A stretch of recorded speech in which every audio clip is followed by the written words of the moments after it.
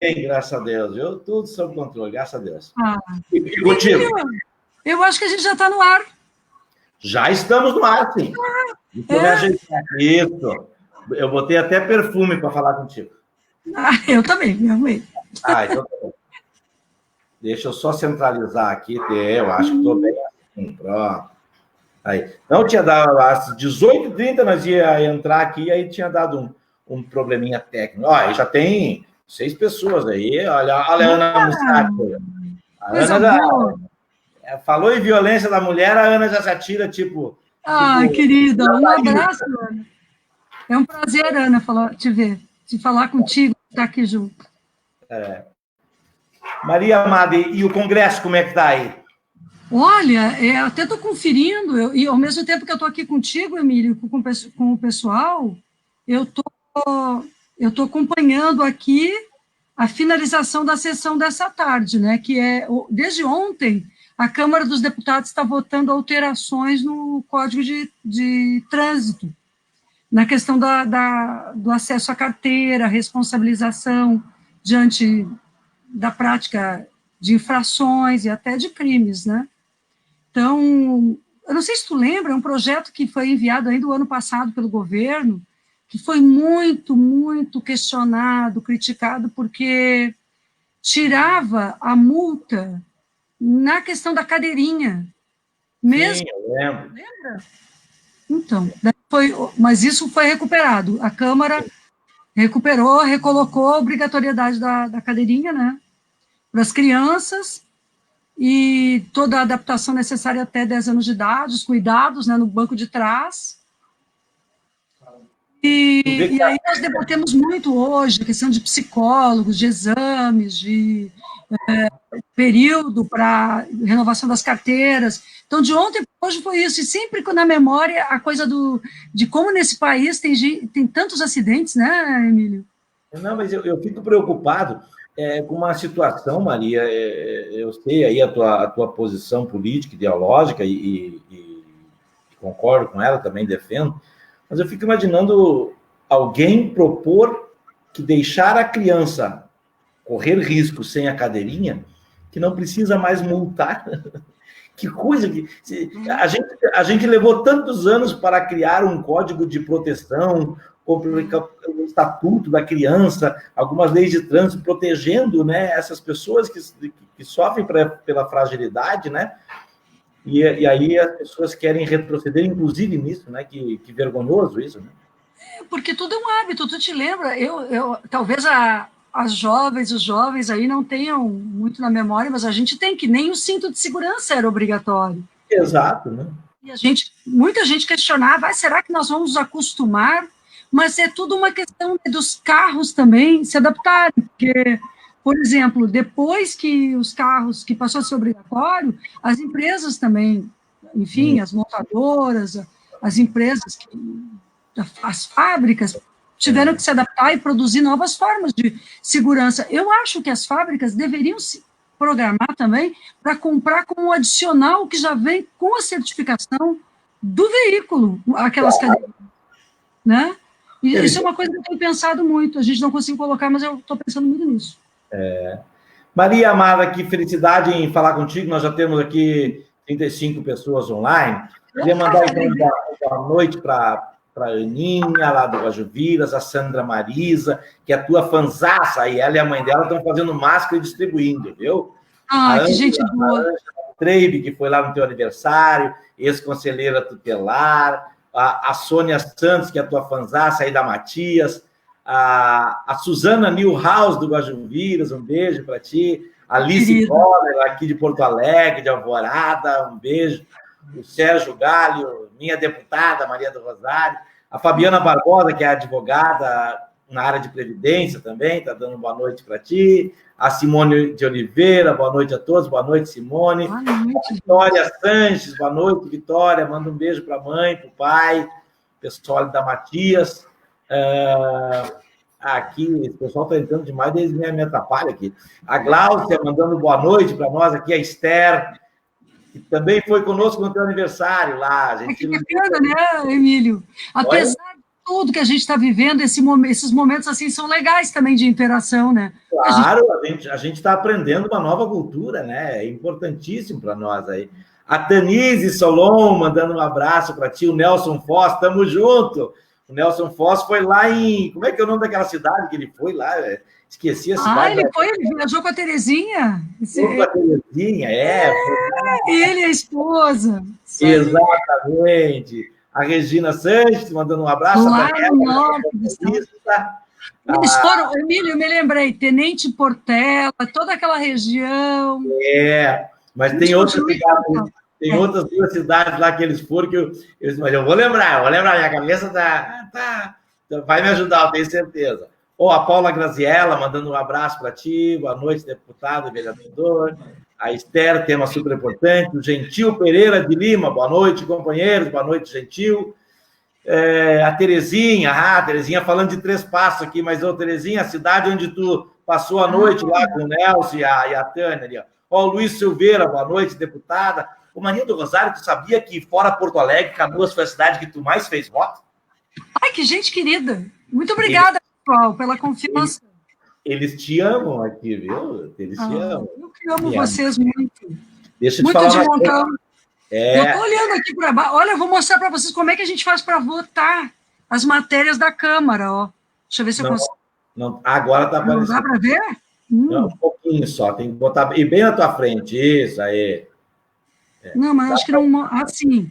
Dá para ver que é um celular, só isso. Daí dá para ver agora que a gente coloca a senha.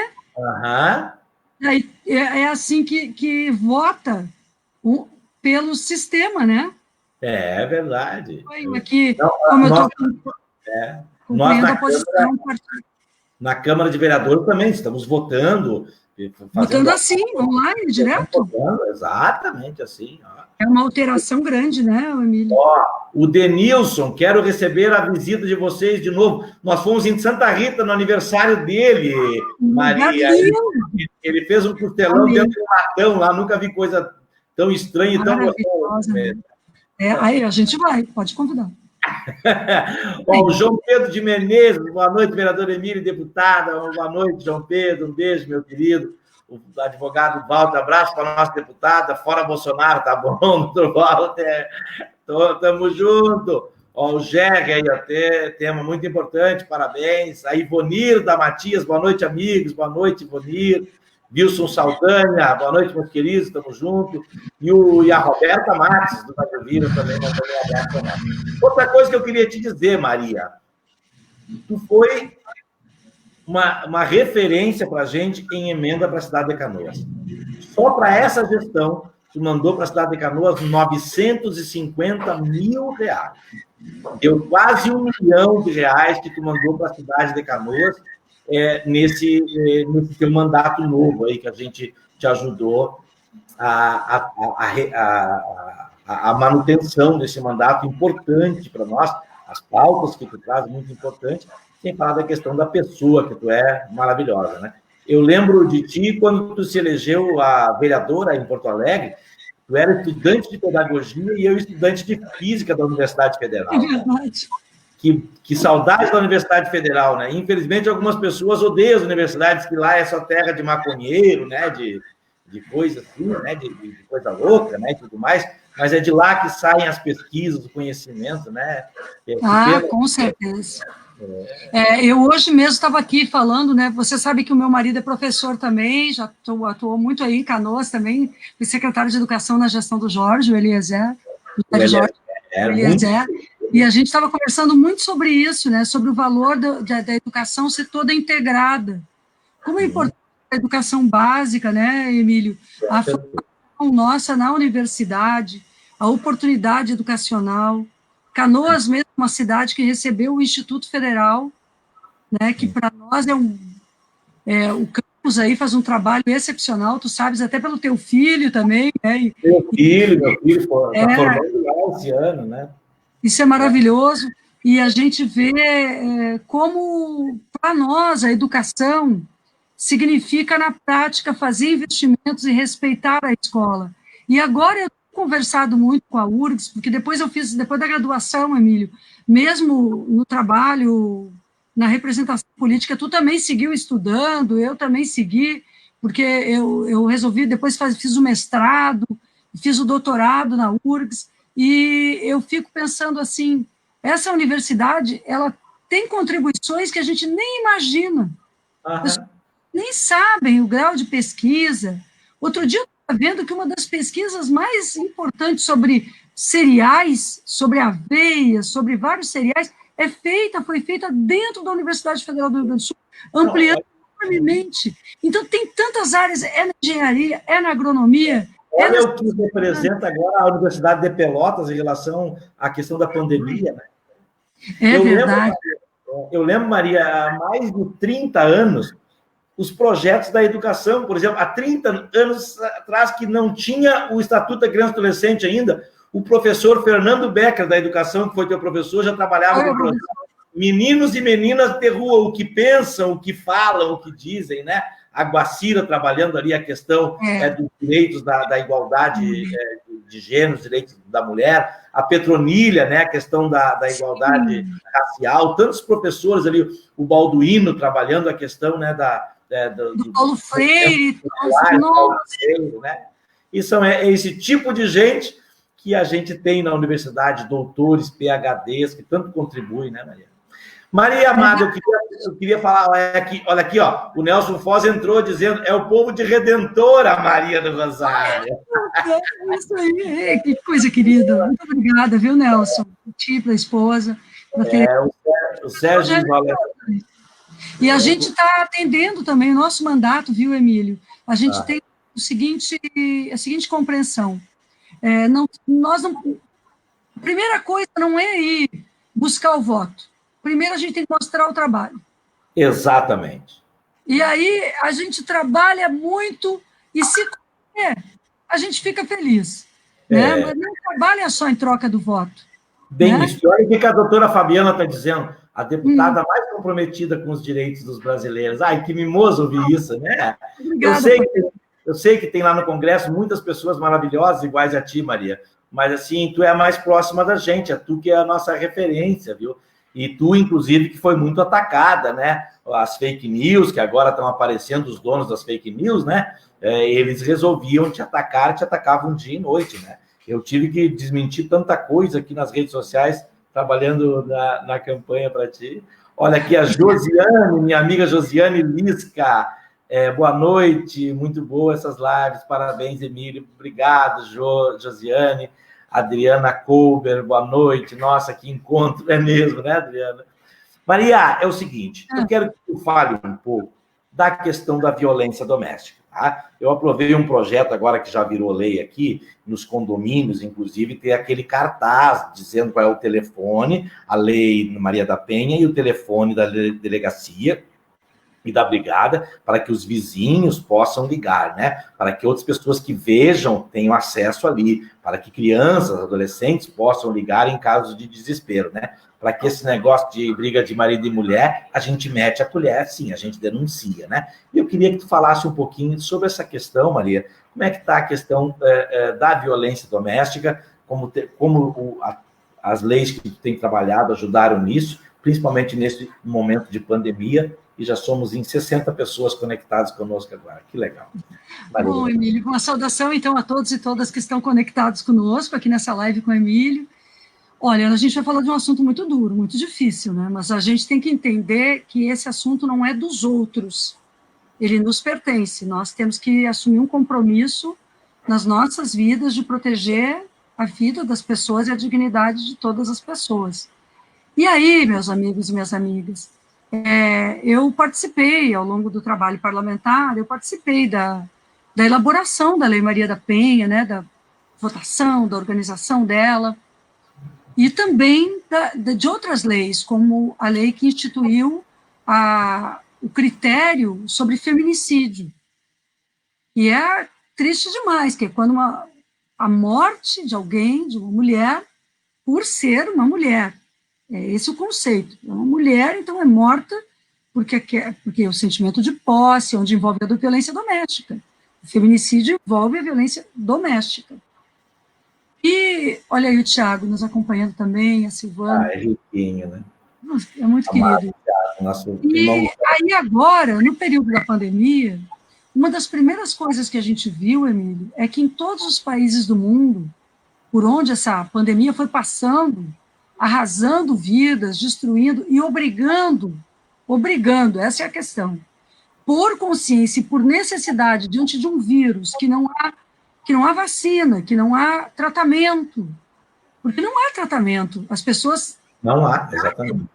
As pessoas, os médicos, as médicas, os profissionais da saúde, tratam fortalecendo o paciente com aquele processo físico até, que intuba para conseguir respirar, e dão os medicamentos, enfim, normais, que a gente toma quando tem situações de insuficiência respiratória, pneumonia, mas não há um remédio ainda definido que toma e cura. Então, veja, não há vacina, não há prevenção, não há tratamento. O que tem que ter? Distanciamento social, porque o vírus é letal. E por mais que existam pessoas mais vulneráveis, porque elas têm comorbidades, como a gente diz, porque são diabéticas, porque são obesas, porque são idosas, nós sabemos que crianças, jovens, mulheres, jovens, homens jovens, também têm sido atingidos, e mais, mesmo uma pessoa jovem que acha que está à margem de vir a falecer pelo vírus, ela pode transmitir para uma pessoa mais velha, para uma pessoa, né, que ela ama, um outro ser humano. Então, todos temos que cuidar da gente e de todos. Então, o vírus obriga as pessoas ao distanciamento social. E o distanciamento social amplia a vulnerabilidade, a violência. Por que ele amplia? As pessoas são pressionadas nesses ambientes fechados por todos os fatores, muitas vezes situações de adoecimento de relacionamentos, coisas que estavam vindo há muito tempo, há um adoecimento mental, um adoecimento psíquico grave, há pessoas com síndrome de abstinência diante de medicamentos, de drogas, e há uma cultura da violência também, que é isso que o Emílio acabou de falar. Que é, bom, agora eu estou na minha casa, eu faço o que eu quero, sabe aquela coisa? E a mulher sobrecarregada, vamos ser claros, né, Emílio? Porque claro. Falando com pessoas aqui que dividem as coisas da casa, que estão tentando, sabe, todos participar de tudo, mas se a mulher está sobrecarregada com os trabalhos da casa, com trabalho remoto também, mas se ela não tiver com esse trabalho remoto, que ela não trabalha com computador, ela não para. É de manhã à noite, ela vai fazer tudo, ela tem que cuidar dos filhos, ela tem que acalmar os outros, filho que quer sair, adolescente que quer ir, quer voltar, ela está fazendo tudo, ela está tentando fazer tudo, e ela não está com conta de tudo. Por quê? Porque é humanamente impossível, ela precisa ser apoiada, e aí, em muitos casos, ao invés de ser apoiada, ela vira um saco de pancada. Isso não pode. Não pode. Então, a gente sabendo disso, eu propus um projeto de lei, que eu fiquei feliz, Emílio. Sabe o que foi a minha maior alegria de fazer essa proposta? Nós conseguimos que 35 colegas deputadas, de todos os partidos, oposição, governo, não interessou, 35 assinassem junto a proposta. Então, eu fui autora, mas 35 mulheres deputadas do Brasil inteiro foram contra. Que legal. Legal demais, né? Muito bom, né, Maria? Isso me emocionou, porque eu trabalho há muito tempo com os temas das mulheres, mas as mulheres lá no Congresso estavam muito divididas, sabe? E agora nós criamos uma unidade e conseguimos aprovar. Então, vou falar, olha, eu trabalhar fora e não ter isso, deixar os filhos. Isso mesmo, Tayane. E a preocupação de trabalhando fora, está levando o vírus para dentro de casa, podendo estar contaminando, porque nem todo mundo pode fazer o distanciamento. Tem isso também. Né? Agora, por exemplo, a nossa grande batalha, Emílio, é ampliar o período de validade desses R$600. E como é que está esse debate, Maria? Porque eu vejo que tem uma rejeição do executivo. O legislativo, tu acha que consegue comprar essa briga e garantir esses R$600? Porque, só para ter uma ideia, Maria, assim, ó, Nós, há 30 dias atrás, nós tínhamos 50 contaminados aqui na cidade de Canoas, tá? Hoje nós temos 450. Meu Deu Deus. 800, 900%. Por quê? Porque foi logo após abrir o shopping, abrir o comércio, né? Que isso acabou dando as situações, assim, a questão do salão de beleza, a questão da academia. Evidentemente, nós somos a favor da abertura de tudo isso, mas não neste momento, porque este momento tem que priorizar a vida, né?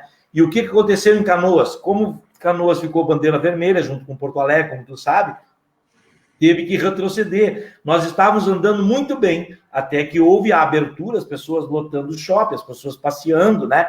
Então, muito embora, assim, a gente tem dito que o governo de Canoas aqui, na questão de pandemia, tem sido muito responsável, assim mesmo, com a abertura, nós fomos a 800% do nosso crescimento.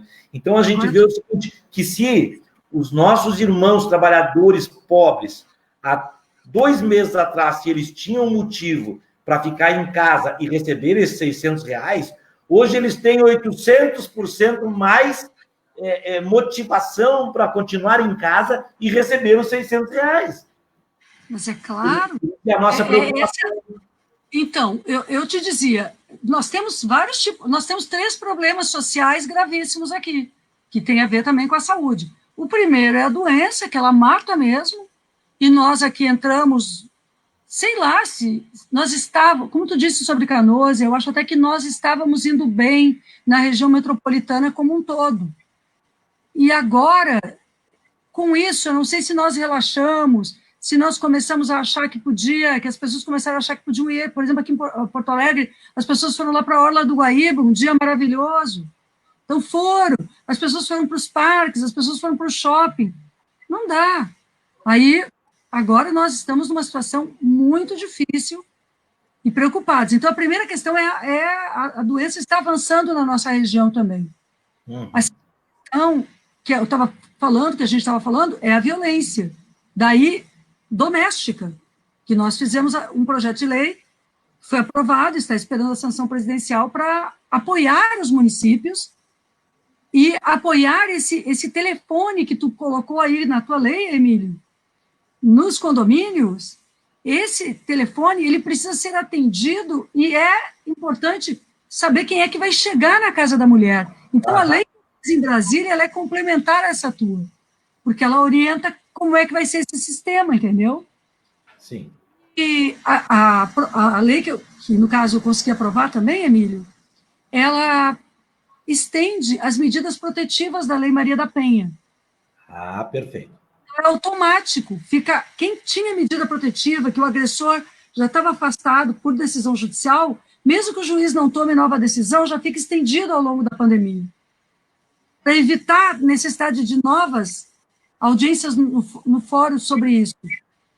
E também a lei, no caso, nessa da violência doméstica, ela observa a situação da criança, do idoso e da pessoa com deficiência, criando, através do Disque 100 e do Disque 180, a conexão com os conselhos tutelares dos municípios, com as polícias civil, militar, criando uma rede que o governo federal tem que apoiar, tem que colocar recursos, também no apoio aos municípios, para implementar a lei.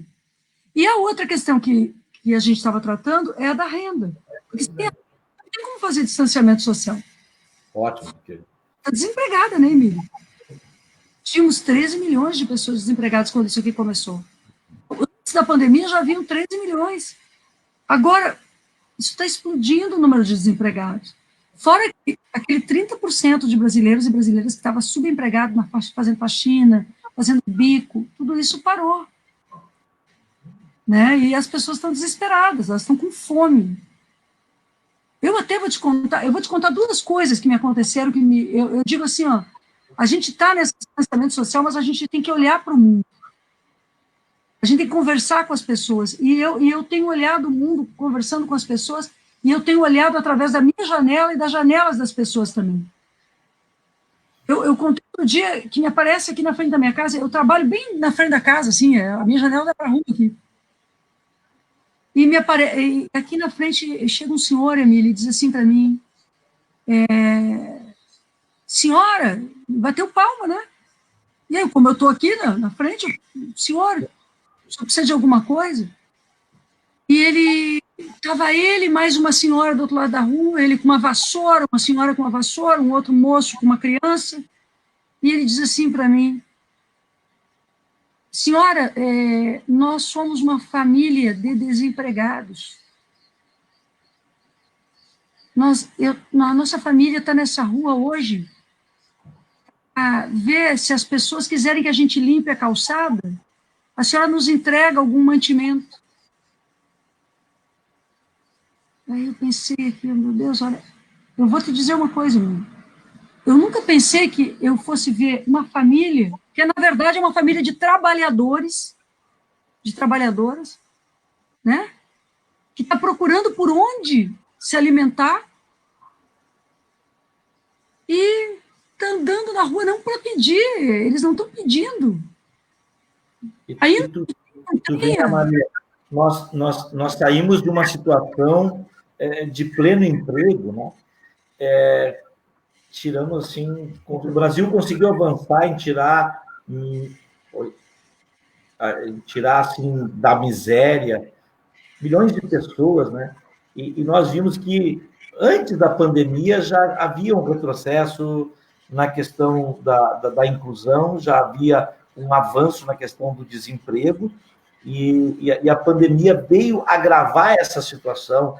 E aí, assim, Maria, tu como deputada federal ali, assim, o que a gente vê na televisão, assim, do descaso ali, presidencial, tipo assim, e daí, não sou coveiro, essas coisas, isso é verdade mesmo, Maria? Isso o descaso do executivo é forte nesse sentido de não dar bola para as pessoas que estão morrendo, que têm fome, essas coisas assim, isso de fato está acontecendo?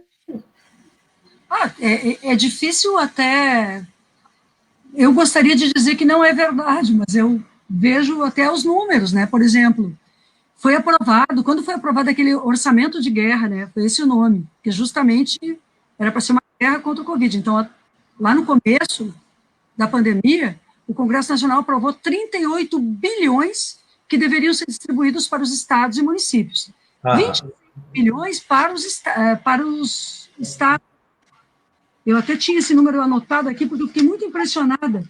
O fato é que, desse recurso, 20% chegou nos estados e municípios. Só 20%? Só 20%. E eles alegam agora, o que eles alegam? Não alegam, simplesmente nem explicam. Aí o nosso papel como parlamentares, assim como o vereador fiscaliza a prefeitura, no meu caso, os deputados e deputadas federais devem fiscalizar o Poder Executivo Federal, né, o governo federal. Então, a gente fiscaliza, a gente, sabe, está cobrando. Nisso, a fiscalização fica mais difícil com esse trabalho remoto, porque quando tu está lá dentro da Câmara dos Deputados, tu tem condições de produzir as audiências, as comissões estão funcionando, tem uma comissão específica de fiscalização e controle, tem a Comissão de Seguridade Social e Família, que agora, por exemplo, essa questão dos investimentos dos R$600 para as famílias brasileiras, deveria ser ali verificado, inclusive, essas fraudes. Então, toda essa fiscalização aqui, por via da internet, ficou mais difícil. A internet é muito interessante para a gente saber o que acontece, mas para agir contra isto, é mais difícil a mobilização. Então, nós não temos nenhuma resposta ainda do porquê.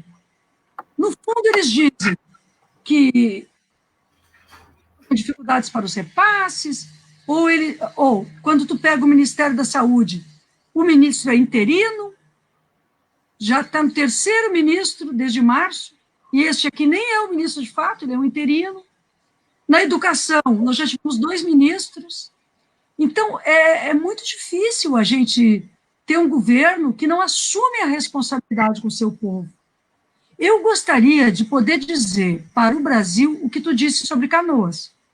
E tu dissesse assim, Emílio, olha, eu tenho uma posição, tu pode ter uma posição crítica sobre a prefeitura, mas tu não vai deixar de reconhecer quando tem um trabalho acontecendo.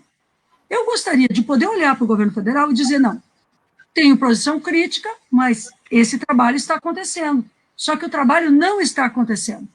Porque o governo federal resolveu ser rival dos estados e dos municípios.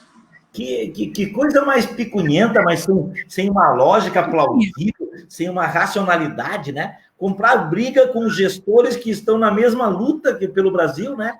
O governador pode pensar o que quiser ideologicamente, mas se nós temos um inimigo em comum, nós precisamos, né? Eu acho tão sem uma lógica plausível esse tipo de postura, né? Brigar com os governadores, que são as pessoas que são parceiros na luta, né? Eu lembro, inclusive, quando o presidente foi até o Congresso, fez uma bravata lá, foi a pé e tudo mais, e aí um dos ministros do STF recebeu e disse, bom, por que o senhor não coordena, então, uma frente em relação a isso, tudo mais, porque teve um ministro que dizer, né? É exatamente isso. É um governo, portanto, hoje no Brasil nós estamos numa situação grave, porque nós estamos em uma situação dificílima com a pandemia, a situação de saúde, já ultrapassamos os 51 mil mortos, nós temos há um problema de subnotificação, os estados e municípios têm dificuldade de dar conta, onde a pandemia cresce muito.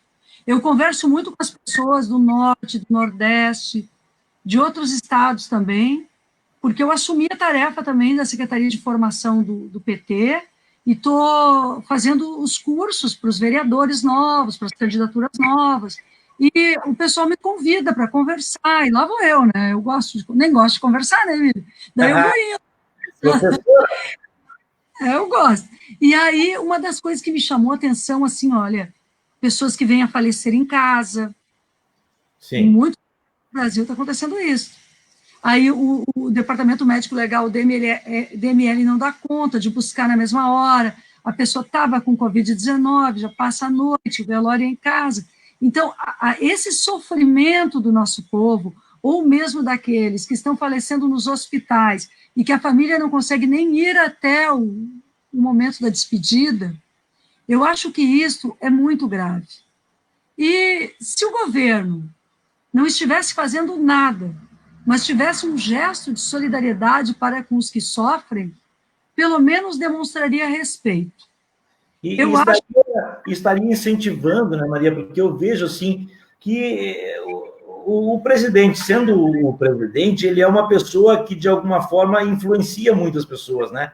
Então, assim como influenciou as pessoas a invadir os hospitais para bater foto, incentivar as pessoas a ir para as ruas, a andar sem máscara, né? Eu acho que é um sinal contrário que aqueles que têm o poder e que, de alguma forma, influenciam mais pelos seus atos do que pelas suas palavras, a gente sente falta disso, né? Os líderes políticos, eles exercem grande responsabilidade em todos os níveis, sejam homens ou sejam mulheres. Nós devemos agir sabendo dessa responsabilidade, porque nos tornamos pessoas conhecidas da comunidade. Então, essa dimensão do exemplo de vida, ela é algo que faz parte das nossas atribuições. Eu não diria nem que é uma atribuição política, é uma atribuição humana e ética, de como nós queremos que a sociedade seja. Por isso, Emílio, eu acho assim que nós, vivendo nesse momento tão difícil, nós precisamos fazer uma travessia, procurando o que há de melhor na gente, sabe, no nosso contato com a comunidade, mostrando que é possível valorizar a política, sendo úteis na vida política do país. Eu fico feliz, né? Eu fico feliz, assim, quando eu vejo que a gente conquista um recurso público que chega aí no Hospital de Canoas, que sabe? Mas isso acontece por quê também? Porque os mandatos têm responsabilidade com o seu povo. E, no meu caso, essa responsabilidade em Canoas, ela é exercida através de ti, através do Nelson, da Terezinha, de todo mundo que está aí acompanhando, da Aninha, através da Rosa Marcela, das pessoas, sabe, que eu conheço de quanto tempo, né, Emílio? E que a gente está formando laços. E eu sei da conexão de vocês com a comunidade. Eu sei que quando tu fala o nome dos bairros, quando tu fala assim, Guajuviras, ou Matias, Rio Branco, Fátima, tu está falando das pessoas ali. Perfeito. Não está tese, né? Está falando que tu conhece a família de uma pessoa que mora numa determinada rua, da outra pessoa, tu tem uma vida vinculada. E eu acho que, assim, a política, mesmo sendo lá em Brasília, ela não pode tirar o pé do chão daquilo que acontece. Mas, mas, Né? mas, mas eu vejo, Maria, que a tua postura aí teu discurso ele condiz bastante com a tua prática, né? Eu vejo bastante tu visitando as cidades e indo, dando esses cursos, a tua formação, inclusive, que tu dá para o apoio que tu sempre deu para os conselheiros tutelares, né? Que tanto militam pelo direito das crianças, todas essas questões, né?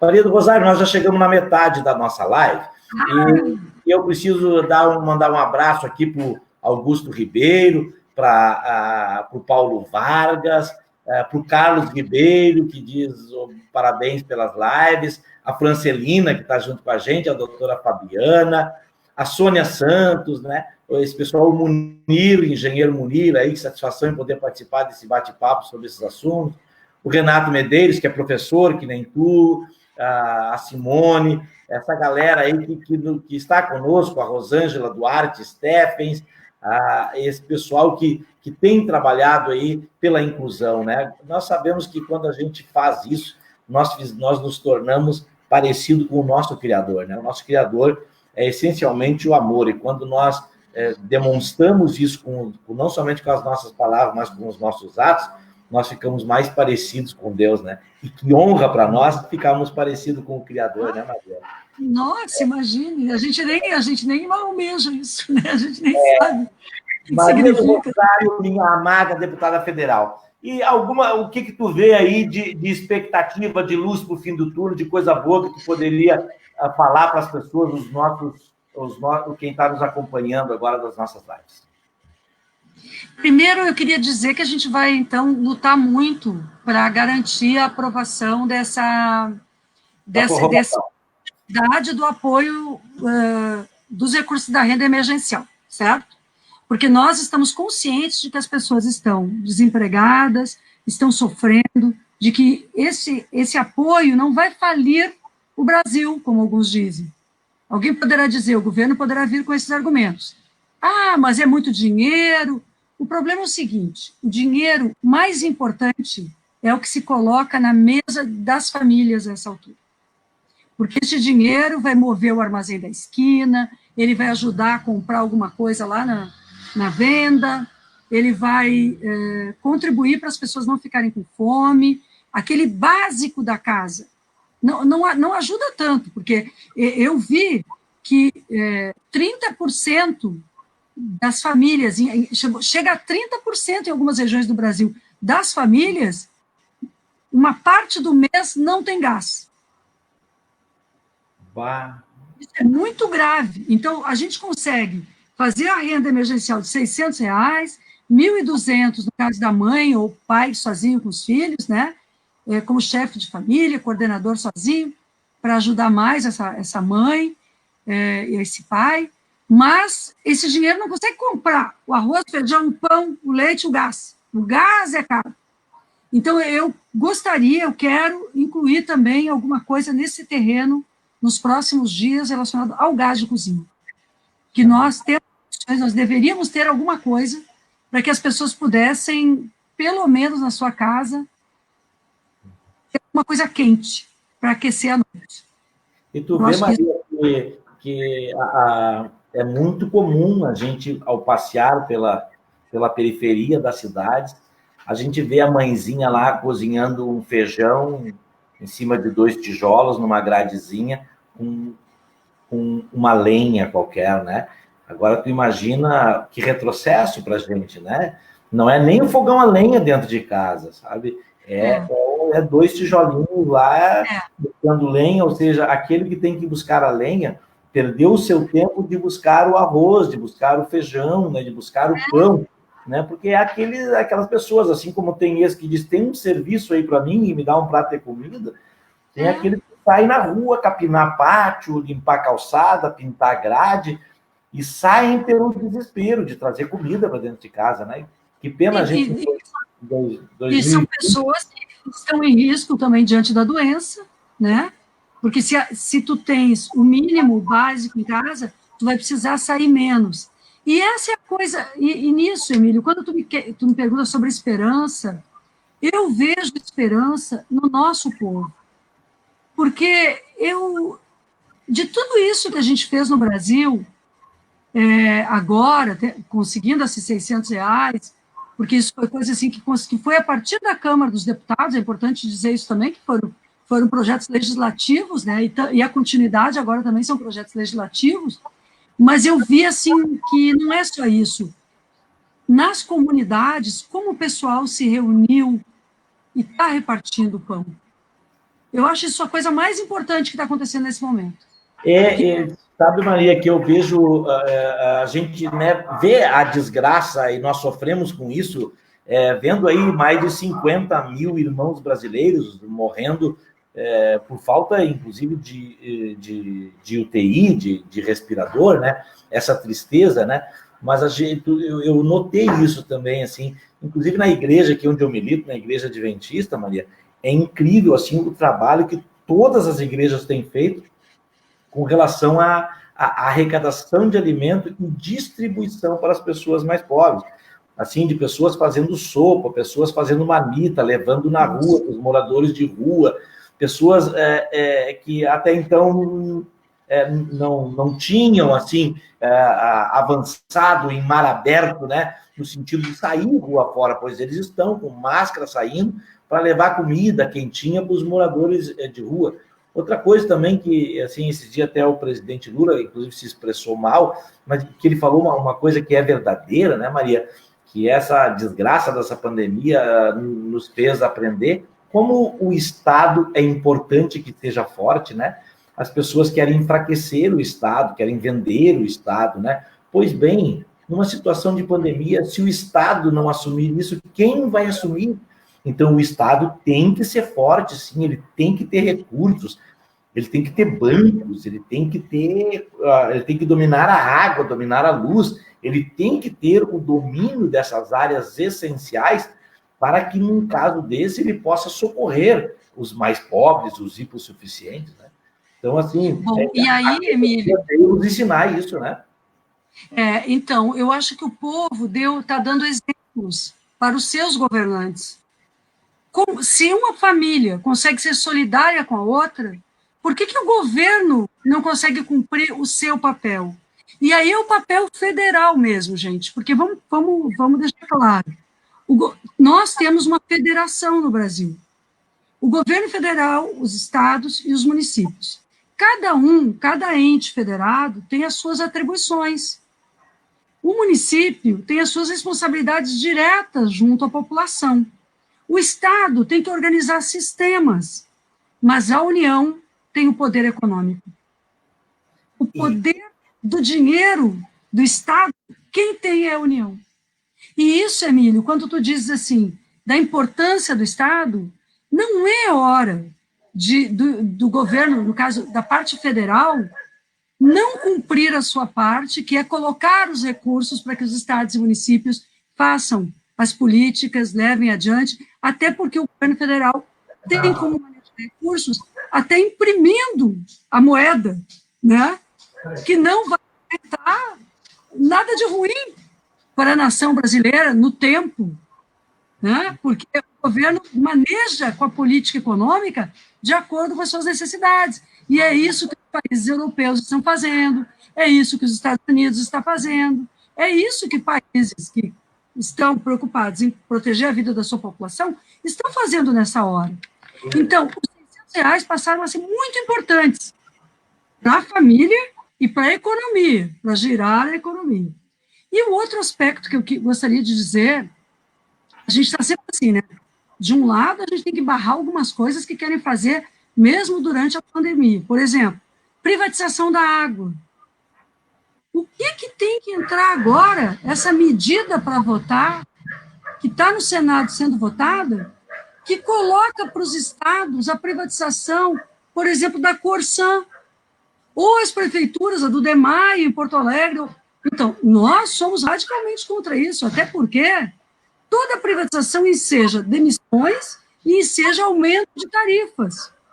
liberação de preço de tarifas. E ela tem uma outra coisa também, né, Maria, que eu fico muito preocupado com as privatizações, é que o Estado, detentor de uma empresa, de um bem indispensável para a vida, o Estado tem gerência sobre isso. Quando tem um dono, o Estado perde a gerência disso. Por exemplo, agora, o fato de não cortar a água, de não suspender o fornecimento de água durante a pandemia, é, sim, uma decisão do Estado. Não sei se uma empresa, nós teríamos esse poder, porque uma empresa fornecedora de serviços, que está ali para trabalhar, então, que ingerência nós teríamos sobre isso, né? Isso é muito perigoso. E o que eu vejo, assim, de ruim é o governo se aproveitar da pandemia para passar pautas bombas. Naquela reunião do Executivo Federal, que o Supremo Tribunal Federal determinou que tornasse público, a gente viu ali um dos deputados, né? Nós vamos aproveitar que todo mundo está preocupado com a pandemia e vamos aprovar isso, vamos mandar cortar árvore, vamos mandar destruir floresta. E a gente vê assim, e ninguém contestou, ninguém mandou ele calar a boca, né? Porque o presidente manda as pessoas calar a boca, né? Eu esperava dele que ele dissesse para aquele ministro, cala a boca! Onde é que se viu se aproveitar da desgraça para fazer isso, né? Mas não fez. Então, esse eu vejo o problema de querer passar essas pautas-bombas durante a pandemia, é se aproveitar da desgraça, né? E aí, Emílio, em relação a isso, eu vou olhar aqui de novo, só para ver o plenário virtual aqui de novo. Olha só, pessoal, em relação a isso, vou fazer a seguinte observação para vocês aqui. A água é um dos bens mais preciosos. Como o Emílio disse, tem a ver com o quê? Com a vida. Daqui a pouquinho, Emílio, nós vamos ter maior importância para a água do que até para outros recursos naturais. Mas a água potável, ela é finita. Estou fechando aqui, estão me fechando aqui no meu cantinho. Ouviram o barulho? É isso. Mas a gente avisa ele que mais 15 minutos nós encerramos a live. Mas, enfim, essas questões relacionadas, pessoal, olha, nós falamos de coisas tão importantes aqui, eu achei tão bacana essa conversa com a Emília, falamos sobre a proteção da vida das pessoas, da família, dentro de casa, violência contra a mulher, a criança, idoso, pessoa com deficiência, falamos sobre a importância da renda básica, as famílias terem renda. Lá no começo a gente estava falando sobre trânsito, sobre o Código de Trânsito, as mudanças que estão em análise agora na sessão da Câmara. Falamos, e agora nós estamos falamos sobre as empresas públicas, agora quando a gente fala da água, nós estamos falando da nossa interação com a natureza, que são bens, são recursos finitos. E, meu Deus, nós precisamos nos apropriar disso publicamente, com responsabilidade. Não como aquele ministro falou mesmo, Emílio, né? Que é para passar uma boiada, aproveita que estão... Que vergonha aquilo, né? Pediram até uma CPI já, isso daqui. Oi? Foi pedido até uma CPI. Pois para investigar o que ele está fazendo. O que é essa boiada? É a destruição das florestas, das águas, são os próprios seres humanos, né? Já que muitos povos indígenas estão em contato com essa doença e estão perdendo também seus integrantes, o que é grave, toda a vida é grave, mas estes povos são muito reduzidos em forma populacional, então pode se perder uma língua, uma cultura, uma forma de existência que também merece ser valorizada e respeitada, e a gente está vendo isso tudo com um descuido muito grande do governo. Mas o Emílio pediu para falar de esperança, eu acho que esses nossos minutos finais vão ter que ser dedicados também a isso, Maria é um dom, uma certa magia. Maria. Semana que vem, eu acho que a Câmara dos Deputados vai conseguir votar, Emílio, um projeto que é bem importante, uma emenda constitucional, que é bem importante para Canoas e para todos os municípios, que é o Fundeb, o Fundo Nacional de Desenvolvimento da Educação Básica. Finalmente vamos conseguir votar. Tem um compromisso do Rodrigo Maia, né, de colocar na pauta, porque todas as escolas, em todos os municípios, e dos estados também, mas da educação básica, que vai da creche até o final do ensino médio, recebem um per capita do governo federal, do estado e da União. É uma cesta de tributos que formam o Fundo Nacional de Valorização do Ensino Básico e dos profissionais da educação básica. E este fundo está encerrando agora, no final do ano. Então, se não votar a continuidade dele para 2021, os municípios vão parar de receber recursos. A lei agora termina a sua vigência no final do ano, né? Termina. Isso mesmo, esse ano. 2020, de 30 de dezembro.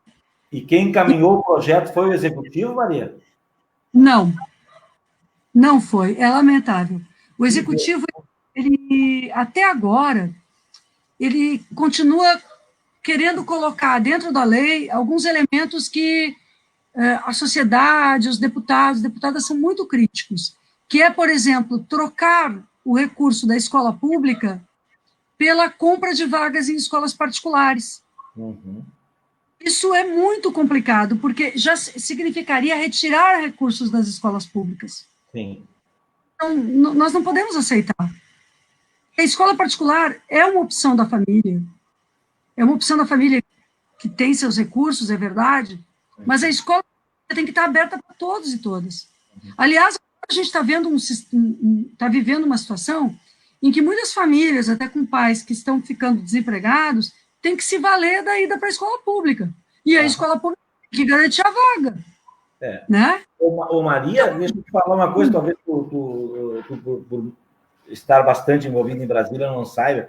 Aqui em Canoas, quando o Eliezer, teu esposo, foi secretário de Educação, as escolas de educação infantil, as municipais, elas eram tão boas, que as mães estavam tirando os filhos das escolas particulares porque queriam que tivesse a qualidade da escola pública.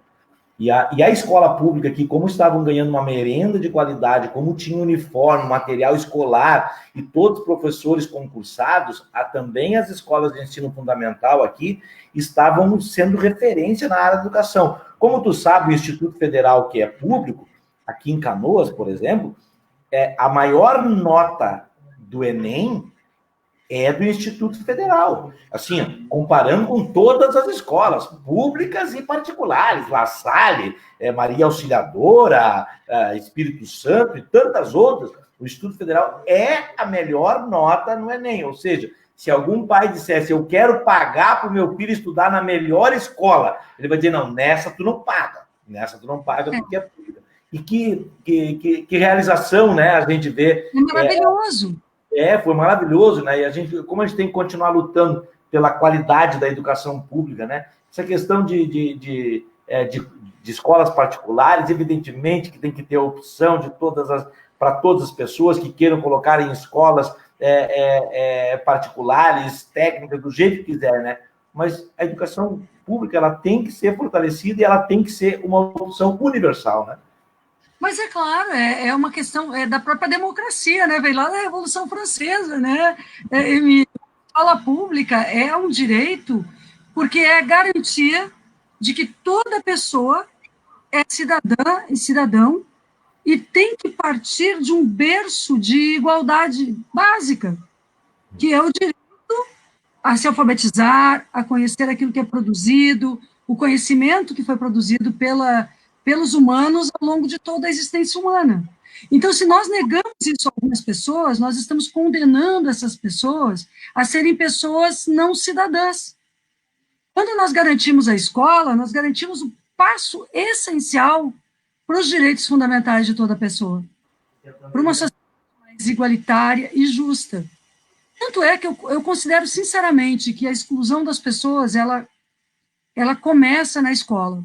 Veja bem, quando as nossas crianças e jovens não têm a oportunidade de seguir estudando, serão adultos, muitas vezes, que não terão as melhores oportunidades no mercado de trabalho, não estarão disputando os melhores salários. Então, essa situação nos cria desigualdade. Então, a gente tem essa boa notícia para dar para vocês, de que semana que eu acredito, vamos conseguir colocar em votação esse fundo aí, Emílio, e aí gostaria até que tu divulgasse na Câmara, em caráter permanente. Por quê?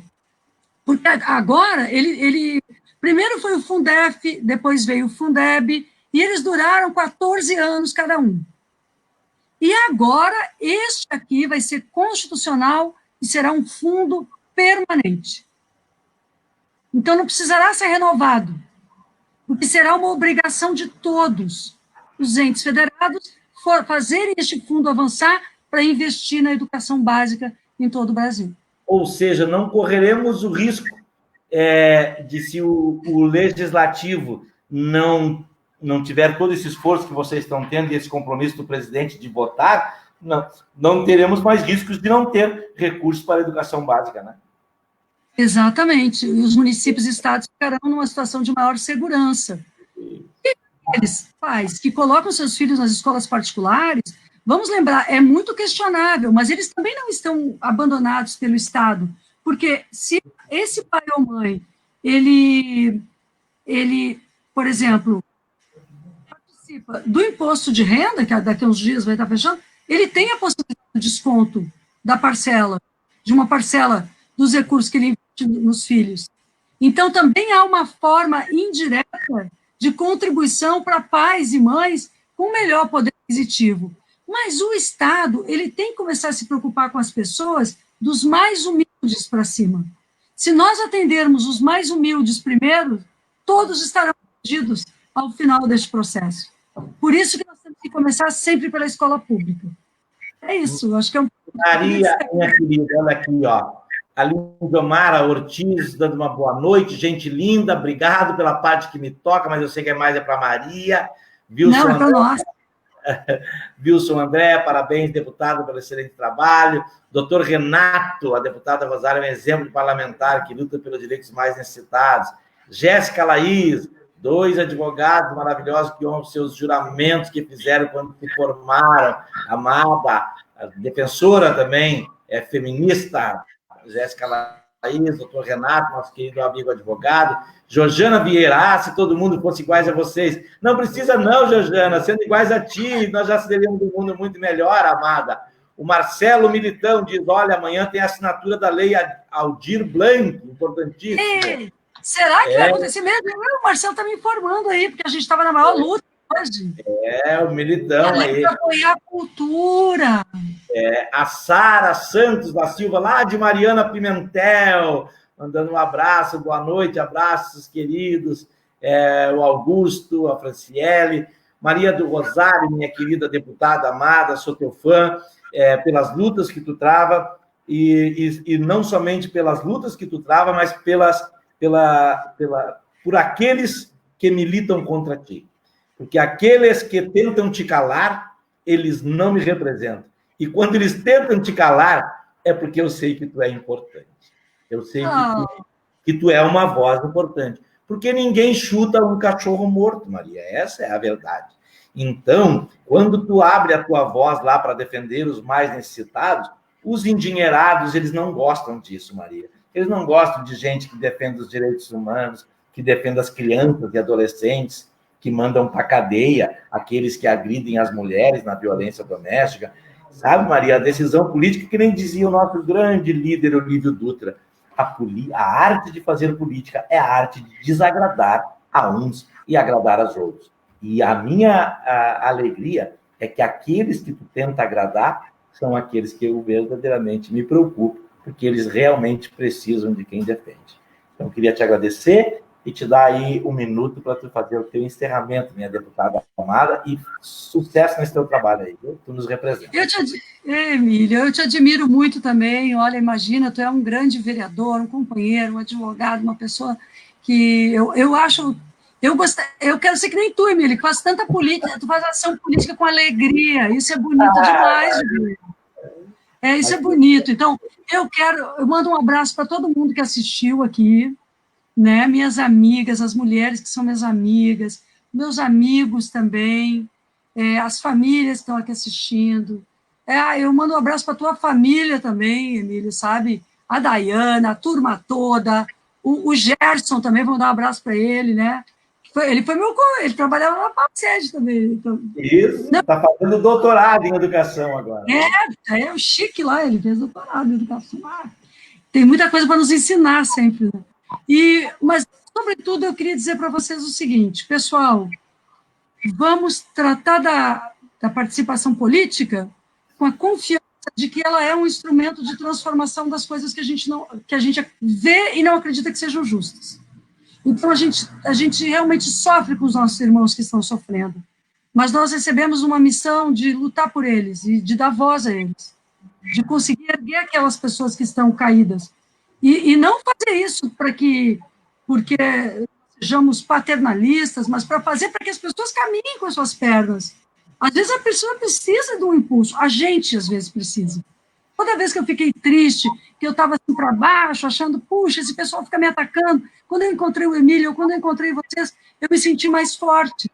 Então, às vezes, é a gente que precisa. E vocês tantas vezes também me puxaram para cima, eu também tenho obrigação, sabe, de puxar os outros para cima e ajudar que todo mundo fique firme para defender os que mais precisam deste país. É para isso que eu estou vivendo, eu acredito nisso, eu quero fazer política com muito amor pelas pessoas. É isso aí. Muito obrigada, Emílio. Muito obrigado. Um beijão na Eliezer, na tua filha. Olha aí, ó. Eliezer, vem dar oi para Emílio. Espera aí, Emílio, não desliga. É que eu acho legal, é o jeito que chama ele, né? Eliezer, vem aqui dar oi pro Emílio. Isso é muito bonito, entendeu? Ele está lá do outro lado. Ixi, só um pouquinho para dar oi. Ele já não te obedece mais, tu viu, né? Mas... Não, ele não dá bola para mim. Olha aqui, ó, a Tayane diz que trabalhei com o professor Eliezer. Para te dar oi para Emílio aqui. Oi, estou jantando. Ó, cadê? Nossa família aqui. Oi aí, Eliezer. Acompanhando. Um abração, meu querido. Nós estávamos relembrando aí das tuas lutas pela educação pública. Um abração. Ai, Emílio, dá um abraço. A nossa live virou uma live família aqui. Nós botamos a família. É isso mesmo. Nós somos uma grande família. Uma família mundial. Um beijo para vocês. Obrigado, Maria. Beijo. Manda, Elisa. Beijo. Tchau, Emílio. Tchau. Até mais. 18. Não, eu fotografei aqui para ver. Mas está no ar ainda.